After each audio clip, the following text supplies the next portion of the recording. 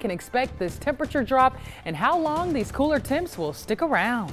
And it's been 22 years since the Veterans Day tornado outbreak. We take a deep dive into what happened that day and how we can prepare for this year's secondary severe weather season.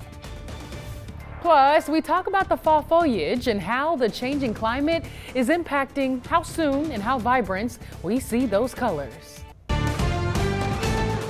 Live on your side.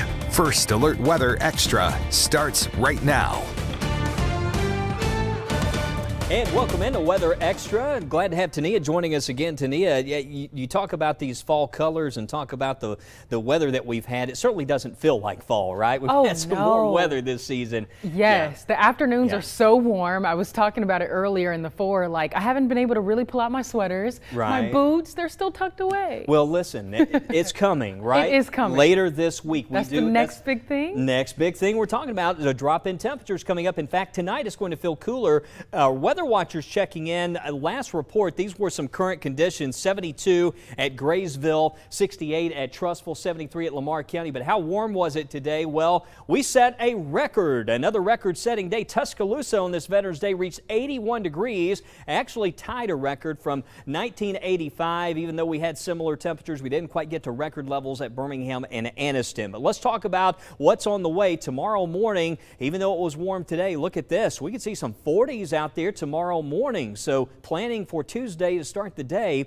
you might want to break out that jacket. You might need it there early on. The rest of the day, though, looks like the sunshine comes back and we will enjoy another nice temperature rebound. Those afternoon highs will warm up into the 70s. But here's a look at what's on the way for later this week. The next big thing, we've got a cold front moving our way. We'll start to see some rain on Wednesday, and here it comes. That front moves in, looks like Wednesday night into Thursday morning, but it does look like this front's going to generate some wet weather. And that chance for rain you can see right there as we go into Thursday around 5 a.m. The front's pushing through and the rain's tapering off from west to east. So we'll get this out of here early on Thursday, and the rest of the day should be fine. But that cooler air starts to take over. Again, we'll see those lows back into the 40s to close out the week. It looks like by Friday morning could see temperatures as low as 42 degrees in parts of the area. So a big drop in those temperatures. So that's what we're going to be talking about Friday. Another cold front's coming, though, next week. So we have that surge of cooler air later this week, and here it comes again next week. In fact, some of the data I was seeing showed the possibility of a freeze threat.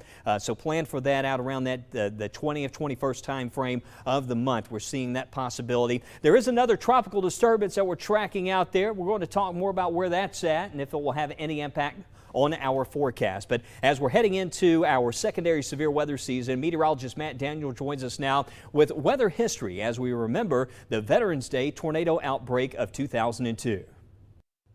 Well, happy Veterans Day to all those who have served and protected our country. Of course, severe weather, it can happen around this time of the year. In fact, back in 2002, we had a severe weather outbreak. We had a cold front approaching the eastern half of the country, lots of warm, unstable air, lots of wind shear, and the Storm Prediction Center actually put out a high risk for severe weather across parts of Alabama and Tennessee and Kentucky. And back in the early 2000s, it was just a 3-tiered outlook. They had a slight, a moderate, and high. Of course, in today's outlook, we do a scale of 1 to 5, marginal and the enhanced threat. That's what they added to that list. And even today, there's some people that are a little confused on that setup. But anyways, this was a significant tornado outbreak. In fact, here's a look at the storm reports that happened back on that day, November 10th into the early morning hours of Veterans Day. And notice all these storm reports across the eastern half of the country. In fact, there was like 3 rounds of significant tornadoes up towards the Midwest as you go up towards Ohio. Also significant severe weather in parts of Tennessee, and then another round that stretched from Mississippi right here into central Alabama and into Georgia. And overall, 93 tornadoes were reported, 332 wind damage reports, and 190 reports of large hail, and that was showing up in green. The wind is blue and the tornadoes are in those red dots right there. So let's sort of break down those Veterans Day tornadoes. There were significant tornadoes, and back then they didn't use the enhanced Fujita scale. It was just the F scale, the Fujita scale. So it was an F3 rating and the Carbon Hill tornado that started in Fayette, moved through Walker and Winston counties. 4 deaths occurred with that, with 10 injuries, and that was a long track tornado, a length of about 44.3 miles. And even longer track was the storm that was in Saragossa tornado that started in Fayette, intensified in Walker, Winston, and Coleman counties. It was an F3 with 7 deaths, 45 injuries, over 72 miles in length when it came to the actual track. And then we also had an F2 in Fernbank. This was in Lamar. 2 people were injured from that storm. The Abernat tornado from Tuscaloosa and Jefferson, that was also rated an F2 with 3 injuries reported with a track length of about 15 miles. And then you had the Center tornado that developed in Cherokee County. That was an F2 with 1 death and 4 injuries. And on top of those significant tornadoes, we saw several F1 tornadoes as well, including the Stafford, the Bully Springs tornado, the Dora tornado as well. Aniana had a small tornado there, and the Chandler Mountain tornado as well.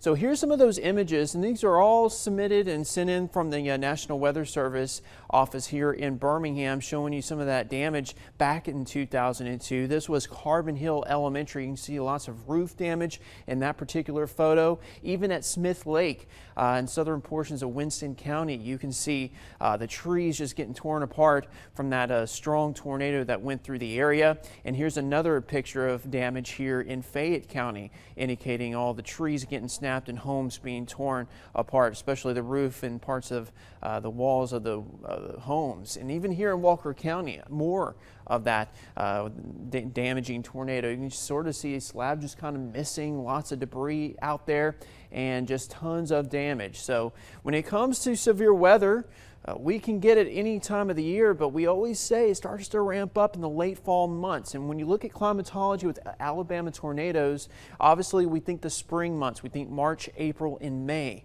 But yes, November, December, we can usually see an uptick in activity. In fact, November, we can see several tornadoes. On average, we will get about 293 tornadoes right here in Alabama alone. So we always want you to be weather aware, have ways to receive those warnings, and start thinking about that. I know looking ahead, going even into next week, it looks like the pattern is going to start to change, get a little bit more active. So we'll keep an eye on it for you, but always be weather aware and make sure you download that WBRC First Alert weather app, because severe weather season is starting now, and it will likely continue as we go into the winter and spring months.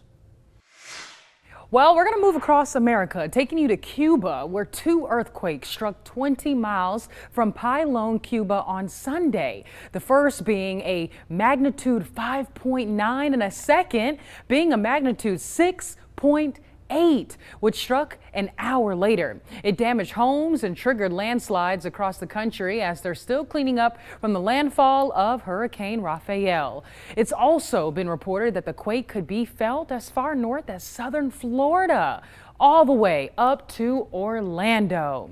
And in New Mexico, a skiing location opening historically early this season, Sandia Peak ski area, very familiar with it, reports getting 36 inches of snow during the recent snowstorm that impacted not just New Mexico, but Colorado as well. Managers saying that the snowfall allowed them the opportunity to begin operations weeks before the normal time. The snow isn't groomed just yet, but customers have been lining up to hit the slopes. Ooh, that sounds fun. Well, dry conditions and strong winds continue to fuel dangerous wildfires from coast to coast. Crews in Southern California are still trying to stop the mountain fire in its tracks. The blaze burning over 20,000 acres across Ventura County, destroying dozens of structures and threatening even more. The Jennings Creek wildfire continues burning along the border of New York and New Jersey. And as of today, it's burned 5,000 acres and is 20% contained. The blaze is one of several fires raging in the region. Well, coming up back here at home, we're taking the scenic route to Fort Payne as we head to Little Rock Canyon and explore the fall foliage and how climate change is impacting those fall colors. We'll be right back.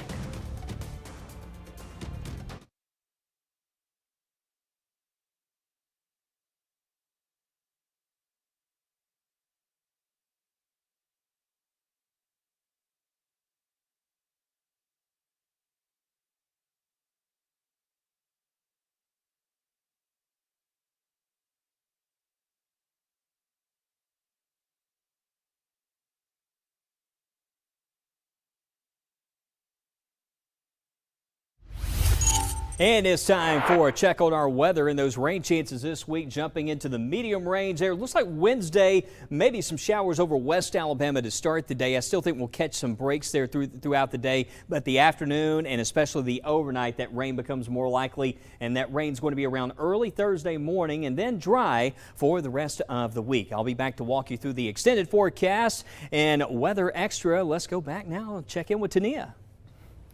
Well, hey, Wes, we are talking about fall, and not just fall, but those fall colors. So breaking down your yard work forecast, maybe you have some leaves to rake, maybe you have some gardens to tend to for the fall season. It's been so warm. We have a little bit of rain this week, so I would say if you're trying to get outdoors, do anything in your yard, front or back, outdoors in general, you might want to avoid Wednesday and maybe even parts of Thursday as well. I do think there will be some dry periods for the second half of your Thursday to get outdoors and get some yard work done. My areas west of I-65 are trending a lot drier by the time we reach Thursday, with the bulk of the rain coming in for your area on Wednesday. We'll be breaking down those rain chances, so if you're not getting it, stay with us. Wes will have a look at that 7-day forecast. But the good news is, giving you that green light Friday and Saturday, a little bit cooler out there in those mornings and those evenings, but a good day to get outdoors and maybe rake those leaves. But speaking of the leaves, we all love fall, and the fall foliage is reaching its peak right now in Alabama. So you may be wondering where to find the best autumnal views. Meteorologist Lauren Linehan traveled up to Fort Payne, where the colors are vibrant. They aren't quite the same spectacle they normally are. Little River Canyon is prime real estate for fall foliage in Alabama. Nestled at the southern edge of the Appalachians, the trek up from Birmingham to DeKalb County alone paints a picturesque scene, almost reminiscent of Thomas Kinkade. This road right out here in front of us is part of the Lookout Mountain Scenic Parkway, where there's 11 scenic byways in the state of Alabama, and this is one of them. It goes from Nakalula Falls all the way to Chattanooga. And 73 miles of that 100-mile stretch includes the Yellowhammer State. Typically, each fall, when late October rolls around, travelers flock from all over to get an up-close and personal view of the breathtaking fall foliage. Some falls we have beautiful color and we have a full river, and those are the years that people are out here in masses with lots of cameras and video. Though people have still been streaming in to get their fall foliage fix, the streams themselves are visibly more reluctant this year. The difference is the annual rainfall, and especially the rainfall at the end of summer. From really the end of July till now, we haven't had significant rainfall. The drought has impacted not just the canyon views, but the vibrancy of the leaf color. And the record-breaking fall heat certainly hasn't helped. The southern red maples are real red right now. The hickories have a little bit of color with them, and some of the sweet gum. But things like the oaks, because of the low water content for the end of summer and the fact it stayed warm, they're not turning yet. So you still have green trees also. According to Climate Central, since the 1970s, the Birmingham area alone has seen an increase in over 2 weeks of warmer than average days per fall season. And the average temperature for fall has risen 3.2 degrees Fahrenheit here. So the trend of warmer fall months has led to the peak of fall foliage occurring later in the season. In Mentone, Alabama, we have what used to be called Color Fest, and it's now called the Mentone Fall Festival, and it's always the third weekend in October, which at one point, when it started over 40 years ago, the color was really good at mid-October. Now it's not. It's not quite ready yet, so it's normally the first week of November. How does that relate to the vibrancy of the fall foliage? Warmer fall nights lead to duller colors, but cooler nights can create more vivid colors. So when temperatures don't get as low overnight, which has been the overall trend for the past 50 years in the Birmingham area, the foliage won't be as rich since trees don't receive their, quote, cool cues. So if you can get them all to change color at the same time, then you have one of those really magnificent falls. And so we're having a pretty fall, but it wouldn't be like the record-setting fall. Despite the less vibrant colors, plenty of leaves have already fallen thanks to the persistent drought. But even the slightly duller views this go around can still evoke a sense of wanderlust, especially in a natural preserve like Little River Canyon. It's all about scenic beauty and natural areas that are basically have not been that impacted by mankind. So if you make the trek like we did up to see the fall colors on display in the canyon, here's this meteorologist's advice. Soak in the beautiful views, breathe in the fresh mountain air, And take time to ground yourself and acknowledge with gratitude the rock and soil beneath your boots. Because after all, This is paradise. Oh, love that. Well, still ahead on First Alert Weather Extra, we're talking about this week's upcoming cool down and taking you beyond the atmosphere to a stunning light show. Stay tuned. We'll be right back.